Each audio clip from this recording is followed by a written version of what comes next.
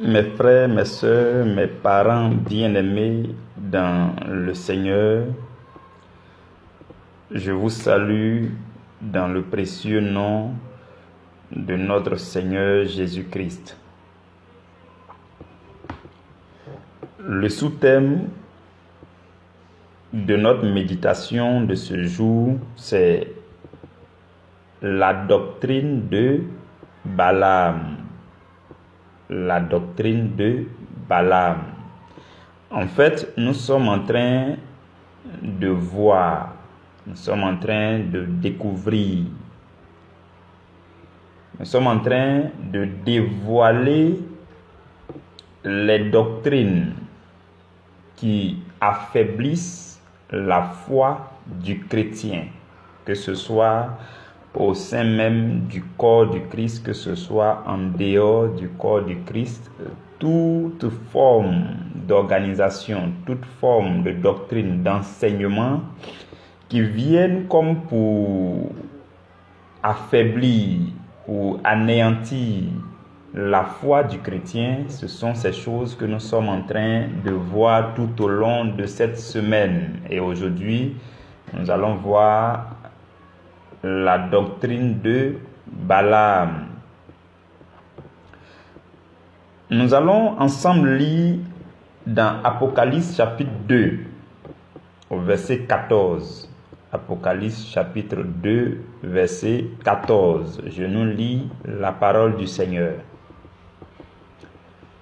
Mais j'ai quelque chose contre toi, c'est que tu as là des gens attachés à la doctrine de Balaam, qui enseignait à Balak à mettre une pierre d'achoppement devant les fils d'Israël pour qu'ils mangent des viandes sacrifiées aux idoles et qu'ils se livrent à la débauche. Parole du Seigneur, nous rendons grâce à Dieu. Seigneur Jésus-Christ, roi de gloire, Seigneur de l'univers, nous te magnifions en ce jour. Nous voici encore à tes pieds, comme Marie, qui est venue à tes pieds pendant que Marthe était en train de s'affairer. Marie était à tes pieds et tu lui as dit qu'elle a choisi la meilleure part qui ne lui serait jamais ôtée. Seigneur, en cette première heure de ce jeudi 8 octobre, nous venons à tes pieds, mes frères, mes sœurs et moi. Nous venons pour que tu nous enseignes. Et nous te prions pour que ton esprit rejoigne ce moment de méditation. Je prie que ton esprit vienne et qu'il prenne le contrôle total de ce moment. Tu as dit dans ta parole, tu dis, si 2 ou 3 d'entre vous sont rassemblés en mon nom, je suis présent parmi eux. Et nous sommes plus que 2, nous sommes plus que 3 à être connectés à ce temps de méditation. Et nous sommes connectés en esprit. Voilà pourquoi nous avons la foi que ton esprit aussi nous rejoint afin de nous affermir, afin de nous édifier, afin de nous communiquer tes grâces et tes bénédictions. Béni soit ton saint nom dans les siècles éternels. Amen. La doctrine de Balaam. Mes frères et sœurs, vous voyez, le dernier livre de la Bible revient sur une histoire qui s'est passée dans le livre de Nombres. Une histoire qui s'est passée entre le peuple d'Israël, les Moabites, et puis Balaam. Donc si vous voulez très bien comprendre l'histoire de Balaam, Balak, tout ça, vous pouvez aller lire dans Nombre, chapitre 22, chapitre 23, chapitre 24. Vous pouvez aussi lire le chapitre 25. C'est là-bas que se trouve l'histoire de Balak et de Balaam. Vous comprenez? Et Aujourd'hui, ce dont nous parlons, c'est la doctrine de Balaam. Donc, je vais passer en revue rapidement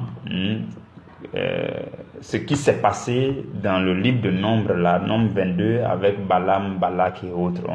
On va voir ça rapidement. Je veux que vous me suiviez très bien, s'il vous plaît. C'est un enseignement, rempli de pépites de grâce et de bénédiction. Je veux que vous suiviez soigneusement et que vous activiez votre sens de dire Amen.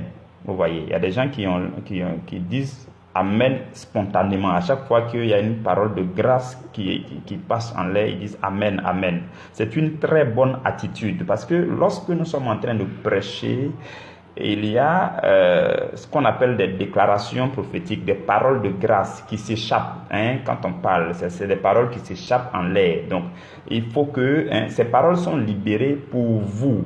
Donc, il faut que vous ayez l'habitude de dire Amen. Amen, ça veut dire je l'ai arraché. Ça veut dire ainsi soit-il. Ça veut dire cette parole-là s'accomplit dans ma vie. Vous voyez. Donc, activez votre sens de dire Amen à chaque fois que vous suivez un enseignement, une prédication. C'est comme ça que Dieu transmet les grâces. Et les grâces, on les reçoit lorsqu'on dit ainsi soit-il, Amen, je l'ai reçu, je crois que cette parole se réalise dans ma vie aujourd'hui. C'est ça le Amen. Vous comprenez? Suivons très bien ensemble. Le peuple d'Israël était sorti de l'Égypte et ils étaient en train d'évoluer vers Canaan. Et ils avaient fini, ils venaient à peine de combattre les Amoréens. Et ils étaient dans une plaine non loin de Moab. Vous voyez. Et en son temps, le roi de Moab s'appelait Balak. Retenez très bien les thèmes là. Ça peut être un peu embrouillant tout ça. Suivez très bien. Balak, c'est le roi de Moab en son temps. Et le peuple d'Israël était en train d'avancer. Et à chaque fois qu'un peuple s'oppose à eux, avec la force de l'Éternel, la puissance de l'Éternel, ils combattent les peuples, ils ont la victoire. Moïse était au devant du peuple, ils étaient en train d'avancer. Et ils effrayaient tout le monde en leur temps. Parce qu'aucun peuple ne pouvait les renverser. C'était vraiment effrayant pour les autres peuples. Et ils avançaient. Donc quand les gens de Moab ont appris que Israël a fini de combattre les Amoréens, eux aussi ils étaient effrayés. Alors que Dieu lui-même, il avait déjà dit aux Israélites de ne pas s'attaquer aux Moabites. Le peuple de Moab là, Dieu a dit aux Israélites de ne pas s'attaquer à eux. Quand vous lisez Deutéronome 2 au verset 9, là-bas la Bible dit au peuple d'Israël, n'attaque pas Moab et ne t'engage pas dans un combat avec lui, car je ne te donnerai rien à posséder dans son pays.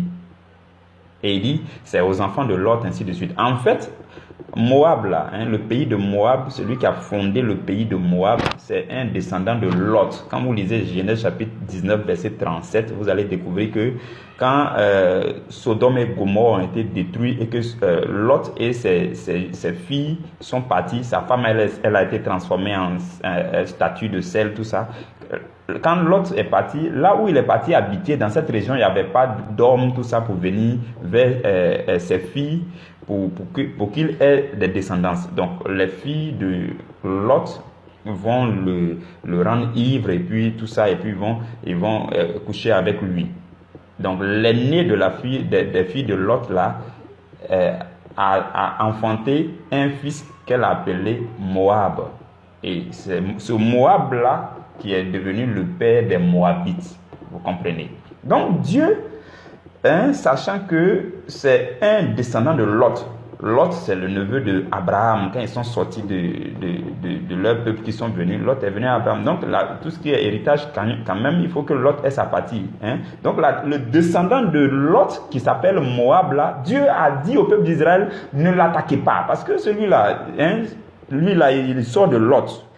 Moab, il ne sait pas. Le peuple de Moabite ne sait pas. Balak, qui était le roi des Moabites en son temps, il ne sait pas. Lui, il a appris que le peuple d'Israël combat tous les peuples qui s'opposent à lui, tout ça. Lui, il est effrayé. Tout simplement. Il a oublié que Dieu a une alliance particulière avec la descendance de Lot, qui est Moab. Vous comprenez? Dieu avait une alliance particulière avec leur peuple.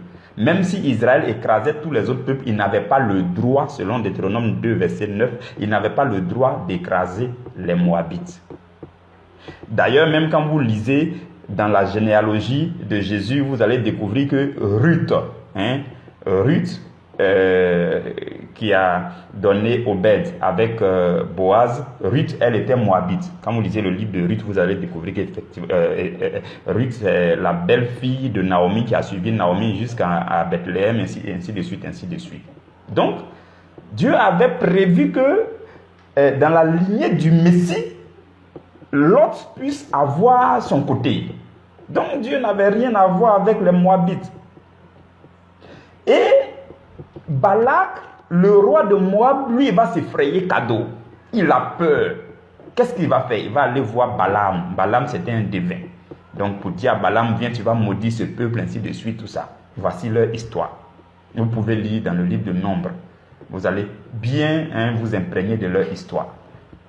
Donc, dans cette histoire, ce que je voudrais que vous compreniez, c'est qu'il y a d'un côté le peuple d'Israël et son Dieu, l'Éternel,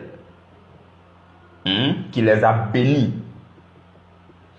Et de l'autre côté, il y a Balak, qui est le roi de Moab.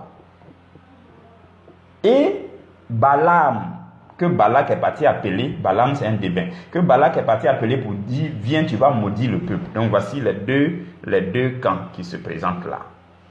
Donc, il y a les Balak, je vais nous parler des Balak, ensuite je vais nous parler des Balaam, pour que vous puissiez bien comprendre. Et vers la fin, vous allez, suivez très bien, vers la fin, vous allez comprendre le fond de notre message de ce jour. Les Balak dans notre vie, vous allez observer dans votre vie, suivez très bien l'enseignement et puis vous allez voir dans votre vie qui sont ceux qui se comportent comme les Balaam, comme les Balak, parce que ce que nous sommes en train de dire, c'est la doctrine de Balaam là. Donc pour que nous passions tout pour enlever notre pied dans la doctrine de Balaam, si jamais on était dedans, il faut qu'on sache de quoi il s'agit. Il faut qu'on puisse reconnaître, on soit capable de reconnaître autour de nous qui sont ceux qui se comportent comme les Balaam, qui sont ceux qui se comportent comme les Balak, ainsi de suite. Vous comprenez? Les Balak, je commence par les Balak, Balak roi de Moab. Les Balak, ce sont des gens qui sont effrayés et qui se sentent menacés par votre réussite. Quand ils voient votre détermination, votre excellence, votre diligence, votre foi, ils se sentent menacés. Ça, c'est les Balak.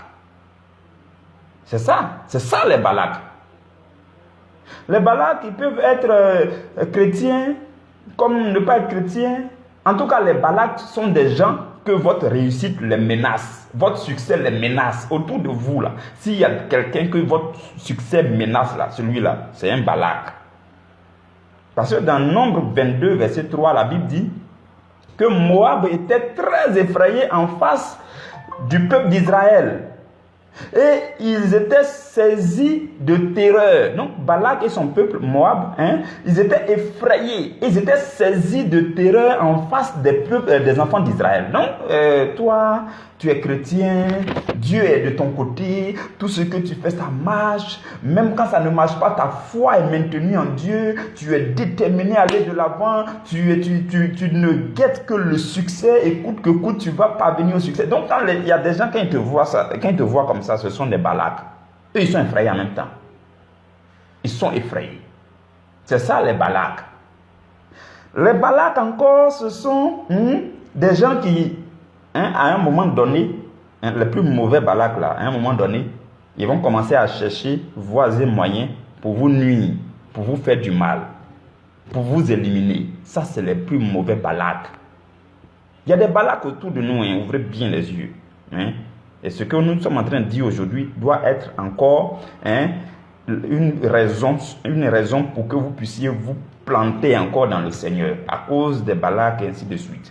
mais pour que vous soyez aussi dans l'assurance du Seigneur. Donc, les Balaks, il y a des Balaks qui vont chercher voies et moyens pour vous faire du mal, pour vous nuire, pour vous éliminer. C'est ça les Balaks. Quand vous lisez Nombre 22 au verset 6, Balak est parti dire à Balaam, il est parti le chercher, il dit, viens, je te prie, tu vas maudire ce peuple-là pour moi, car il est plus puissant que moi. Donc ça veut dire quoi? Les Balaks voient que vous devenez de plus en plus puissants que eux. C'est ça les Balaks. Donc ils vont commencer à chercher à gauche et à droite qui va venir vous maudire. Les Balaks sont prêts à miser. Ils sont prêts à miser pour que le malheur vous arrive. Ça c'est les Balaks. Ils sont prêts à miser pour que le malheur vous arrive. Parce que Balak a dit, il dit, quand il est parti appeler Balak là, il a dit à Balak, je vais te rendre honneur et puis je vais faire tout ce que tu me diras. Je vais miser. Si c'est l'argent, je vais te donner. Si c'est ceci, je vais te donner. Mais viens, je t'en prie, il faut venir, tu vas maudire ce peuple. C'est ça les Balaks. Les Balaks sont aussi prêts à insister. C'est-à-dire que même si Balaam, vraiment, il rencontre des problèmes pour venir maudire là, Balak est prêt à insister. Il a envoyé une première délégation vers Balaam. Ils sont allés dire à Balaam, viens, tu vas maudire. Et puis Balaam n'est pas venu.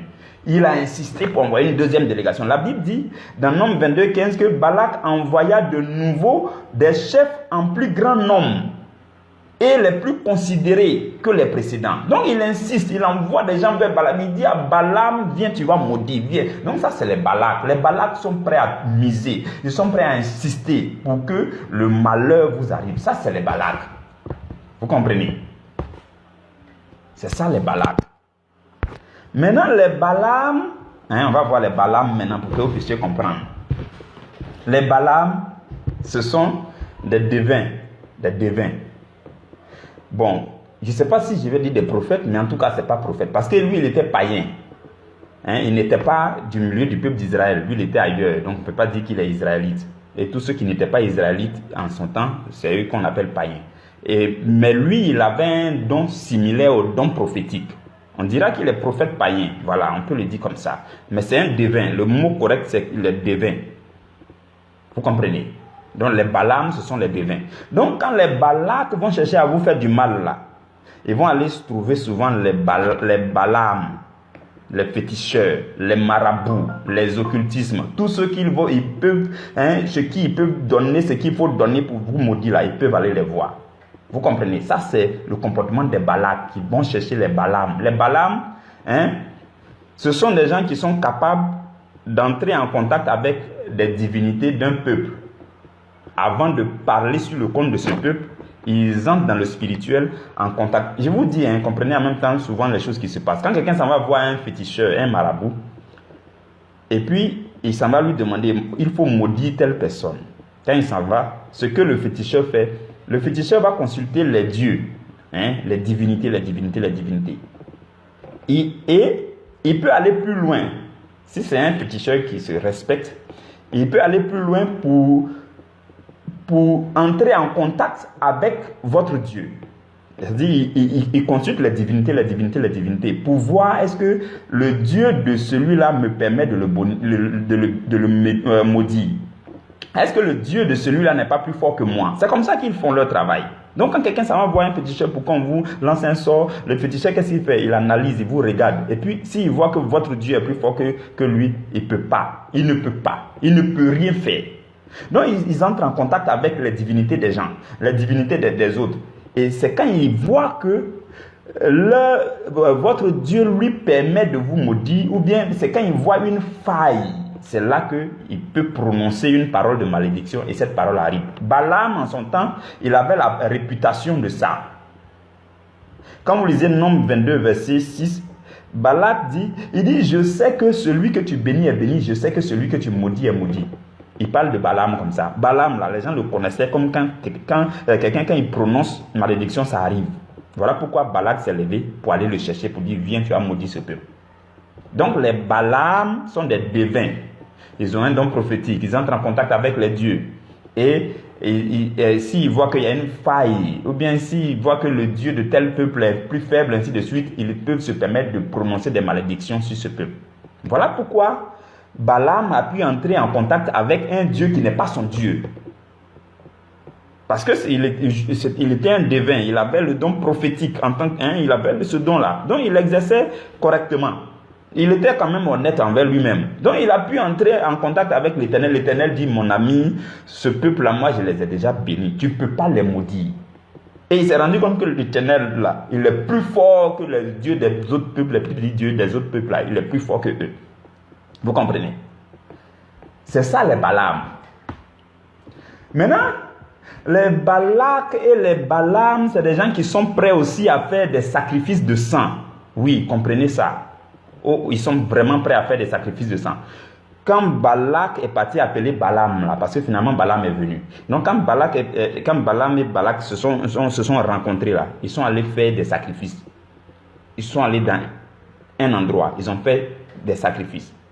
Dans un autre endroit, ils ont fait des sacrifices. Dans Nombre 23, au verset 29, et puis au verset 24, au verset 14 et puis au verset 29, ils ont fait 3 sacrifices.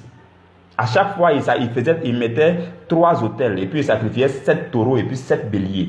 Quand ça ne marche pas, ils s'en vont à un autre endroit. Il faut encore sacrifice. Donc, les Balak qui sont vos ennemis et leurs alliés, les Balaam, sont des gens qui sont prêts à faire des sacrifices de sang. Si on leur demande, il faut envoyer mouton bleu, ils sont capables d'aller chercher mouton bleu.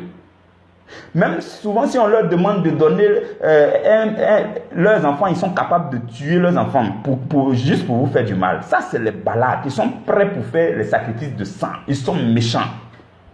Vous comprenez? Pour l'instant, je suis en train d'expliquer pour que vous compreniez très bien les Balaam et les Balak.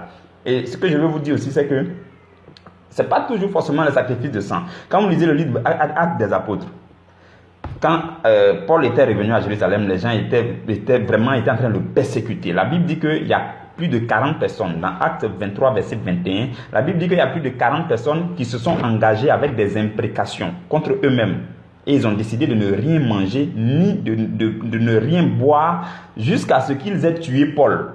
Donc, c'est un sacrifice, c'est un jeûne. Ils ont décidé de jeûner. Ils disent, quand on n'a pas tué, là, on est en jeûne. Vous comprenez? Il y a des gens comme ça. Vous comprenez? Autour de nous, vraiment, il y a des gens mystiques, occultes, qui sont capables de faire des choses bizarres, même pour jeûner ou bien faire des sacrifices de sang, juste pour que le mal arrive à un peuple ou à une communauté ou bien à un chrétien. Vous comprenez? Comprenez ces choses. Ça, c'est les Balaam, les Balak, les Balaam. Maintenant, la bonne nouvelle au milieu de tout ça, qui doit vous rassurer davantage. Et je veux qu'au fur et à mesure que tu écoutes cet enseignement, tu sois davantage rassuré. Parce que la bonne nouvelle, il ne faut pas avoir peur. Il ne faut vraiment pas avoir peur. On a juste expliqué les choses tout et tout. Parce que, vous voyez, celui qui habite en nous, là, il est plus fort, plus grand. Il ne faut pas comparer le sorcier à toi-même. Si tu compares le sorcier à ta personne, toi, tu n'es rien. Si tu compares un démon à ta personne, tu n'es rien. Si tu compares ton ennemi à toi-même, tu n'es rien. Il faut comparer ton ennemi à celui qui est en toi. Voilà, c'est là que tu vas voir que celui qui est en toi, selon 1 Jean chapitre 4, verset 4, celui qui est en toi est plus grand que celui qui est dans ce monde. C'est là que tu seras serein. Vous comprenez? Apprenons à faire les comparaisons justes. Il ne faut pas te comparer à les choses bizarres là. Non. Si tu veux comparer, il faut les comparer à celui qui est en toi. Là, tu seras dans l'assurance. C'est ce qui fait que souvent vous avez peur pour rien. Vous avez peur parce que vous comparez un esprit de peur à vous-même. Vous comparez à vos émotions, ainsi de suite. Ça ne marche pas. Comparez-le à celui qui habite en vous. Vous voyez, voilà pourquoi vous devez tout faire pour que celui qui est censé habiter en vous là, habite effectivement en vous et qu'il vive en vous. Vous parvenez au stade de Paul quand il déclare que ce n'est plus moi qui vis parce que c'est Christ qui vit en moi. Donc quand vous avez senti que Christ vit en vous, vous avez de l'assurance. Vous comprenez?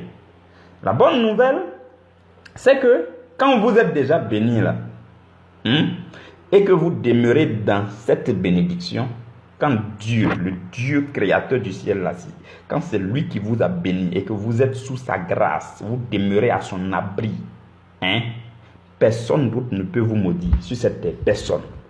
Personne ne peut vous maudire. Regarde, moi j'ai fait cette analyse là et j'ai compris que même les parents ne peuvent pas maudire un enfant s'il est sous la grâce de Dieu, sous la bénédiction de Dieu. Maintenant, quand on dit aussi que toi, tu es sous la grâce de Dieu, là, ça veut dire que tu fais ce que Dieu dit. Alors qu'on dit, un enfant, un fils doit honorer son père, ainsi de suite. Donc, si tu l'honores, si tu fais tout ce que tu dois faire, même si un parent te maudit, ça n'aura aucun effet parce que tu es béni. Parce que tu demeures dans la bénédiction de Dieu. Vous comprenez? Donc, ce que je veux dire, c'est que même ceux qui sont les meilleurs maudisseurs dans ce monde, comme Balaam là, les meilleurs maudisseurs. Balaam, il est quitté de Mésopotamie. Hein? Et tout le monde sait que c'est un maudisseur. Quand il maudit, ça marche. Hein? Mais quand il est venu, il n'a pas pu maudire le peuple d'Israël. Ce que je veux vous dire, c'est que quand Dieu, le Dieu créateur, hein, le Dieu du Seigneur Jésus-Christ, là, quand c'est lui qui vous a béni, personne d'autre sur cette terre ne peut vous maudire. Personne. Quand vous demeurez sous les grâces et les bénédictions de Dieu, personne ne peut vous maudire. Voilà pourquoi, hein, dans Nombre 22, verset 12, là, Dieu a dit à Balaam, il dit, tu ne maudiras point ce peuple car il est déjà béni. Il est déjà béni. Ce que Dieu a béni, personne ne peut maudire. Ça doit vous rassurer, mes frères et mes sœurs. Vous comprenez? Maintenant, les Balaam, eux, ils n'ont pas ce genre de secret-là. Hein? Au début, les Balaam et les Balak n'ont pas ce secret-là. Ils ne savent pas que quand un peuple est béni, là, quand quelqu'un est béni et que la personne demeure sous la bénédiction de Dieu, là, peu importe tes malédictions, ça ne marchera jamais. Donc, qu'est-ce que les Balak et les Balaam vont faire? Ils vont insister. Si Balak insiste pour dire à Balaam de te maudire, ce qui va se passer, c'est que Balaam va finir par te bénir au lieu de te maudire. C'est ce qui s'est passé dans cette histoire-là. Quand vous lisez le Nombre 23 maintenant, vous allez découvrir au verset 11 que Balak est venu dire à Balaam, il dit, mais qu'est-ce que tu es en train de me faire comme ça? Je t'ai appelé pour que tu viennes maudire le peuple qui est mon ennemi.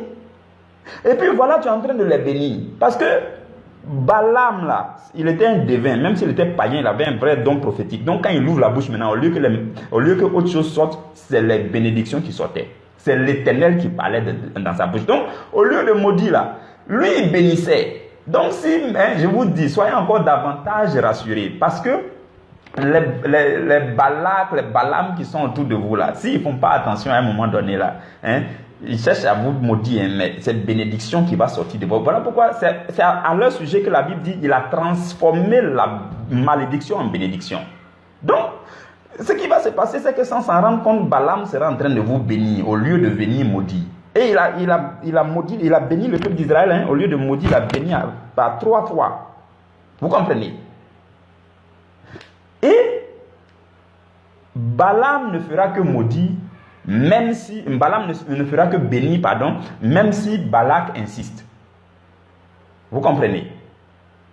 Et à un moment donné, les deux vont se rendre compte, Balak ou Balaam, ils vont se rendre compte que il est mieux d'arrêter de maudire cette sœur, de maudire ce peuple, de maudire cette communauté, de maudire cet homme de Dieu, parce que à chaque fois que j'ouvre la bouche, là, c'est la bénédiction qui sort. Voilà pourquoi au verset 25 de Nombre 23, Balak dit à Balaam, il dit, mais faut pas le maudire, mais faut pas le bénir aussi. Parce que si tu ne peux pas le maudire, il ne faut pas le bénir. Donc, quand tu ouvres la bouche, c'est bénédiction qui sort. Qu'est-ce qui se passe? Bon, d'accord.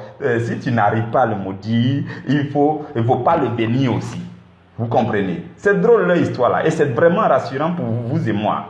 C'est vraiment rassurant. Quand tu es dans le Seigneur, ce sont ces choses qui doivent te rassurer. Donc, les Balaam qui font très bien leur travail, qui sont leur don authentique, ils finissent toujours par dire ce que Dieu leur met dans la bouche. Parce que ce Dieu que nous avons est plus grand que tous les autres dieux. Il est plus puissant, il est le créateur. Donc, même si c'est un féticheur, un marabout, un sorcier, un quoi, qui a été mandaté par Balak pour venir te faire du mal, il ne réussira pas. S'il insiste, s'il est vraiment authentique avec lui-même, il est sincère avec lui-même, et qu'il insiste, il va finir par te bénir. Vous comprenez? Parce qu'il va tomber fan de ton Dieu. Et puis, il va dire, mais bon, je n'arrive pas.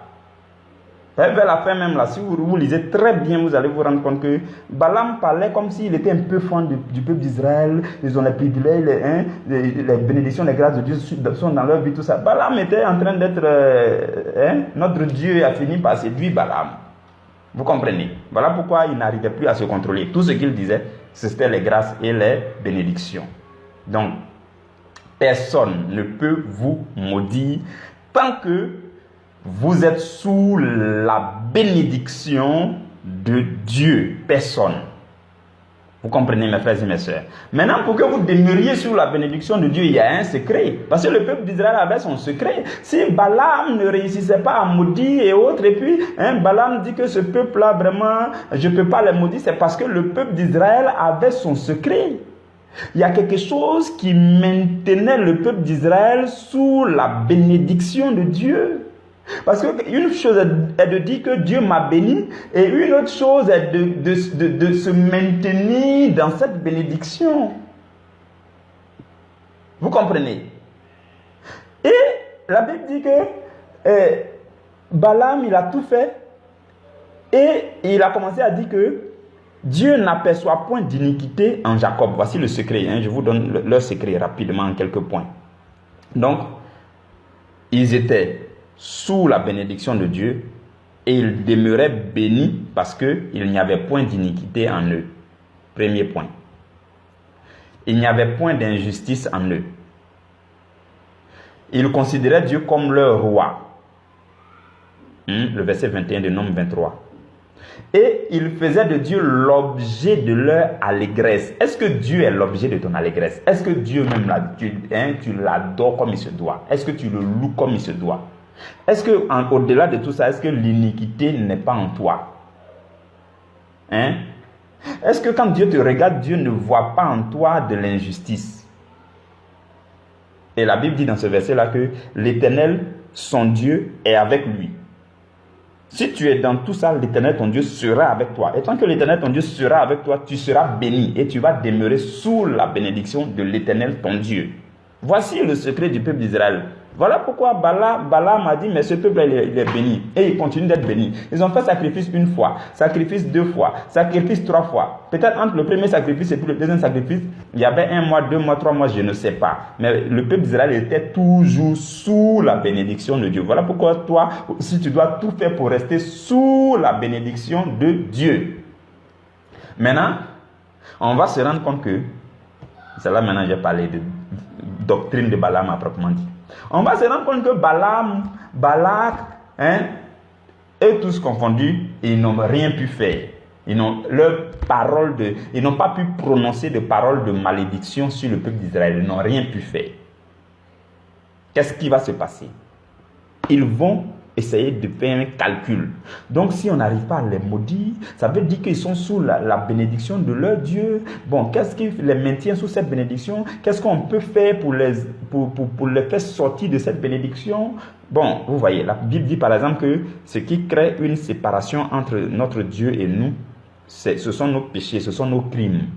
Et que la main de Dieu n'est pas trop courte pour nous bénir, ses oreilles ne sont pas trop sourdes pour nous entendre, mais ce sont nos péchés, nos crimes qui nous séparent de notre Dieu. Donc, quand tu pêches là, la séparation se crée.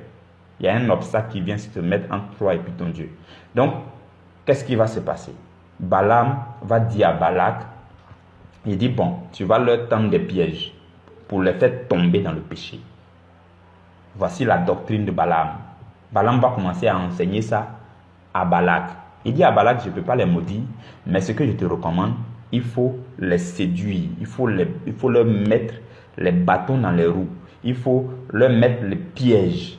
Et quand ils vont tomber dans les pièges, quand ils vont pécher là, quand ils seront dans les iniquités, puisque on dit, leur Dieu ne trouve pas d'iniquité en eux. Et leur Dieu ne trouve pas d'injustice en eux.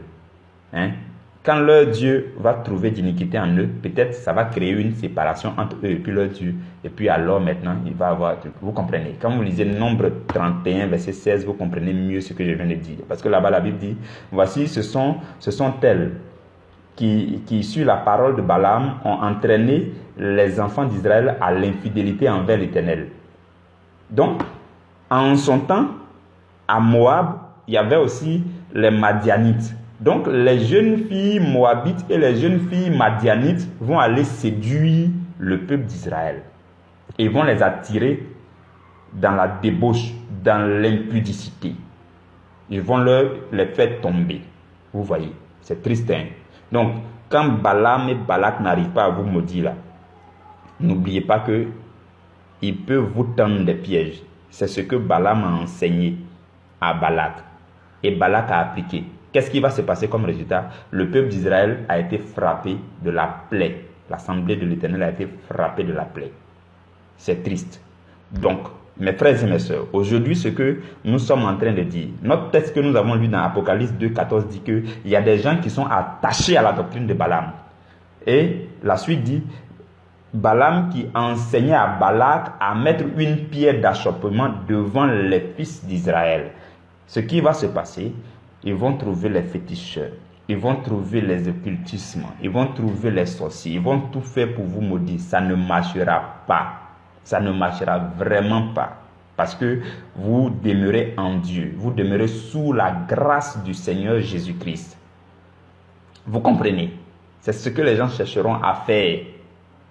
Et quand ça ne marchera pas, la seule solution qu'ils vont trouver, c'est d'appliquer, de pratiquer la doctrine de Balaam, qui consiste à mettre des pierres d'achoppement, à envoyer au devant de vous des occasions de chute, des séductions. Et tous ceux qui s'attachent et qui pratiquent la doctrine de Balaam au sein du corps du Christ, ceux-là, c'est eux qui chutent. C'est grave. Ça ne sera pas ton cas. Je te le dis, c'est la vérité. Ça ne sera pas ton cas. Je dis, cette éventualité-là s'éloigne de toi à partir d'aujourd'hui. Parce que tu as entendu cet enseignement-là, je te dis. Dans le spirituel, moi, je décrète, je me tiens dans l'autorité du nom de Jésus. Et je décrète que tous les plans de Satan contre toi, pour que la doctrine de Balaam puisse marcher contre ta vie, ce plan-là, je le détruis au nom de Jésus-Christ de Nazareth. À partir d'aujourd'hui, tes yeux s'ouvrent. Tes yeux s'ouvrent clairement pour que tu vois les manigances de la doctrine de Balaam autour de toi, dans ta vie. Et que tu les évites. Et que ta vie ne soit que à la gloire de Dieu. Tu demeureras sous les grâces et les bénédictions de Dieu. Dieu t'a déjà béni. Personne ne peut te maudire. Personne, aucune malédiction ne marchera, aucune, et aucun piège aussi ne marchera, aucune doctrine de Balaam ne marchera contre toi au nom de Jésus. Ça ne marchera pas. Vous comprenez? Donc, ce que le Seigneur veut nous dire aujourd'hui, c'est que nous sommes bénis. C'est rassurant. Mais ouvrons encore les yeux et comprenons que même quand tu demeures sous les bénédictions de Dieu, l'ennemi, sachant qu'il ne peut plus te maudire, tout ce qu'il peut faire, son alternative, c'est de t'envoyer des pièges. Vous voyez, dans le corps de Christ, il y a des croyants comme ça qui pratiquent la doctrine de Balaam. Qu'est-ce qu'ils font? Il y a des chrétiens au sein du corps de Christ. C'est triste, c'est vraiment triste. Pendant que j'en parle, mon désir le plus ardent, c'est que Dieu, notre Dieu puissant, puisse vous armer, vous charger de force pour que vous puissiez être des ambassadeurs de ce message en pratiquant la saine doctrine de Christ. Vous comprenez? C'est ça mon désir le plus ardent. Pour que ce mal dans le corps du Christ, toute forme de mal rattachée à la doctrine de Balaam disparaisse parce que vous existez dans le corps du Christ. Vous comprenez? C'est triste d'en parler, mais en même temps que j'en parle, je suis rassuré parce que Dieu est en train de transformer des personnes qui vont aller transformer d'autres personnes. Et toutes ces personnes seront des personnes qui luttent contre la doctrine de Balaam. La doctrine de Balaam ne vous atteindra pas, vous et votre lignée spirituelle, au nom de Jésus. Donc, ce que les gens faisaient, ils ont attiré le peuple d'Israël à l'impudicité. Donc, dans le corps du Christ, là, ceux qui s'attachent à la doctrine de Balaam, ce sont des gens qui viennent pour attirer les gens à l'impudicité, pour venir séduire. Souvent même, c'est pour séduire les hommes de Dieu. Si tu te reconnais dedans, il faut arrêter ça aujourd'hui. En même temps, le gars là, tu sais qu'il est marié, enlève tes pensées sur lui. Sinon, Dieu va te frapper. Je te dis en même temps. Donc, les jeunes filles madianites là, elles vont venir pour séduire le peuple d'Israël. Ce n'est pas seulement la séduction, l'impudicité, la débauche. Souvent, c'est le vol. Ils viennent entraîner les gens au vol, l'argent. Ceux qui gèrent l'argent dans la communauté là. Sans s'en rendre compte, quelqu'un les a entraînés au vol. Ou bien la corruption, ou bien l'idolâtrie. Vous comprenez? Et ces jeunes filles madianites, les hommes israélites qu'elles ont séduites, qui sont tombés là, sont allés adorer leur Dieu, donner les cultes à leur Dieu. Ça, c'est de l'adultère vis-à-vis de Dieu. C'est ce qui a fait que la plaie a frappé l'assemblée du peuple d'Israël. Vous avez très bien compris ce que c'est que la doctrine de Balaam. Et en même temps, vous avez été rechargé de la force nécessaire, de l'onction nécessaire pour que vous soyez de véritables soldats que aucune doctrine de Balaam n'atteindra. Aucune doctrine. Demain, nous allons nous retrouver à la première heure pour parler de la doctrine des Nicolaïtes. Et vous allez encore bien comprendre tout ce que nous avons dit aujourd'hui, parce que la doctrine des Nicolaïtes, là, c'est la version moderne de la doctrine de Balaam. La doctrine de Balaam, c'était dans l'Ancien Testament. C'était une histoire de séduire le peuple de Dieu, les amener à l'idolâtrie, adorer les autres dieux, tout ça. Maintenant, quand on arrive dans le Nouveau Testament, il y a la doctrine des Nicolaïtes qui est la version moderne de la doctrine de Balaam. Demain, nous allons très bien parler de la doctrine des Nicolaïtes et vous allez comprendre toutes ces choses-là. Que Dieu vous garde et que Dieu vous bénisse. Que la grâce de Dieu demeure sur vos vies et que davantage vos cœurs soient transformés. Notre séminaire tire vers sa fin. Quelque chose de glorieux, de magnifique doit s'accomplir dans vos cœurs, dans vos vies. Je parle d'une chose pratique. Je ne parle pas du fait d'apprécier la parole. Non, Berger a bien prêché, il a dit ceci. Ce n'est pas ça là qui compte devant Dieu. Ce qui compte devant Dieu, c'est que tu prends des résolutions. La force que tu as reçue et que tu as sentie en toi quand tu écoutais l'enseignement là, il faut déployer cette force dans ta vie pour que tu deviennes meilleur. Parce que Dieu attend à ce que tu sois transformé pour que toi aussi tu pas transformé. Si quelqu'un n'est pas transformé, il ne sera jamais capable de transformer. Voilà pourquoi il y a des gens qui se fatiguent, ils veulent faire l'œuvre de Dieu, mais ils tournent et ils se fatiguent et ça n'aboutit pas parce que eux-mêmes n'ont pas pris le soin d'être transformés. Ce que Dieu désire, c'est de te transformer, te former, te forger, pour que tu sois capable de transformer toi aussi des générations à venir. Que Dieu te bénisse, que Dieu te garde dans le nom de Jésus. Amen.